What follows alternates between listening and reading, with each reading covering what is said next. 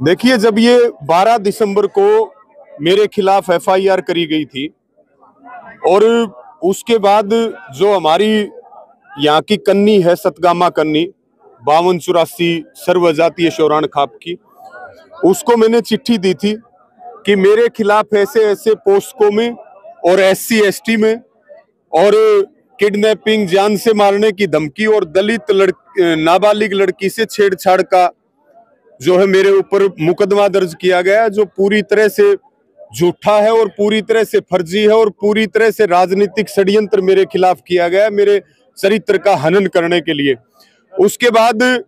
जो हमारी सतगामा कन्नी है, उसने आज ये 15 दिसंबर की महापंचायत रखी और इस महापंचायत में सैकड़ों खापें भी आई, सारे हमारे किसान नेता आए,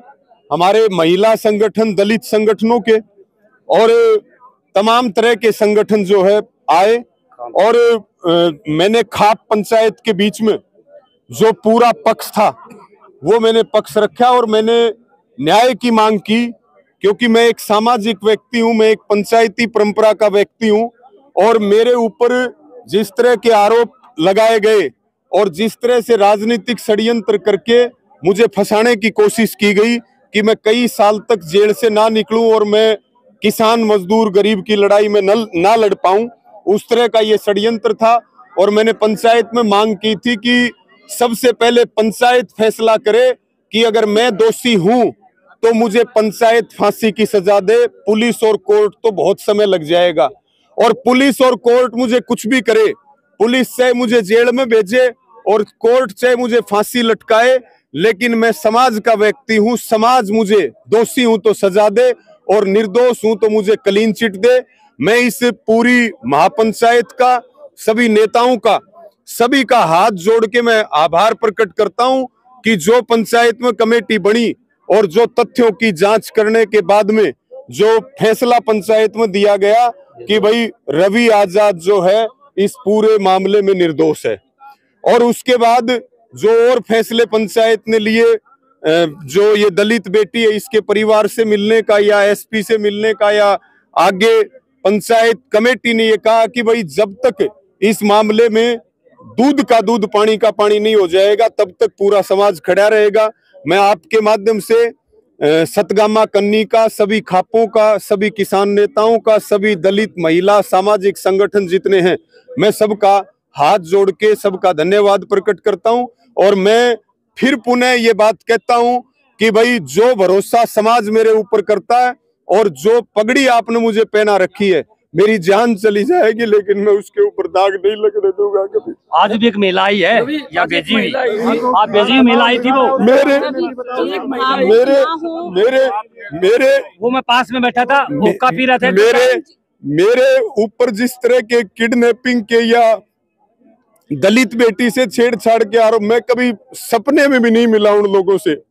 लेकिन जिस तरह का षड्यंत्र किया गया है, मैं फिर इसी बात को कह रहा हूं कि जनता उन षड्यंत्रकारियों को मुंह तोड़ जवाब देने का काम करेगी। और फिर मैं कह रहा हूं, मैं जब तक मेरे दम में दम है,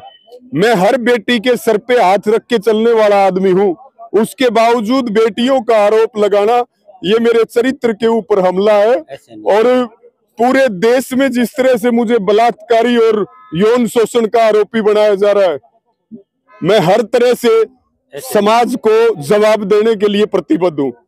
जो महिला आई थी उसने काफी हंगामा किया, उसकी वीडियोस लगातार सोशल मीडिया पर वायरल जी उसके बारे में क्या कहेंगे? जो महिला थी, देखिए, जो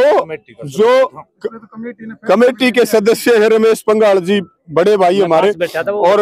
ये हमारे राजेश चेयरमैन जी हैं, पास बैठा था। ये उस बात, क्योंकि मैं बता दूं एक बात, जब मैं उस महिला के पास आके बैठा था तो उस महिला ने भी मेरे को बहुत भद्दी मेरे ऊपर टिप्पणी की थी कि भाई 16-16 साल की लड़कियों को तो कम से कम तू छोड़ दे, लेकिन मैं कुछ नहीं बोला। और जिस भाई वो सुरेंद्र किलका जी, पूर्व जिला पार्षद, आपको कोई गिरफ्तारी का निर्णय लिया जाता है तो पंचायत का क्या? देखिए, मैं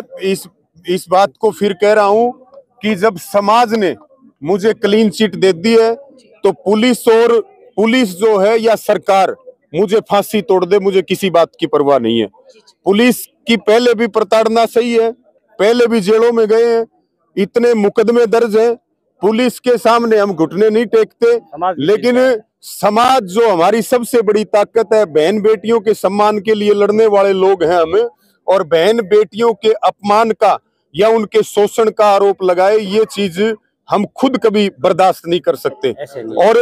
रही बात, पहले इस बात को बता दिया गया था पहले भी कि भाई ये सारा जो षड्यंत्र है ये पूर्व मंत्री का और उसके गुर्गों का ये षड्यंत्र है, और पुलिस को दबाव दे करके काम करवाया गया। पुलिस ये काम करना नहीं चाहती, दबाव दे करके।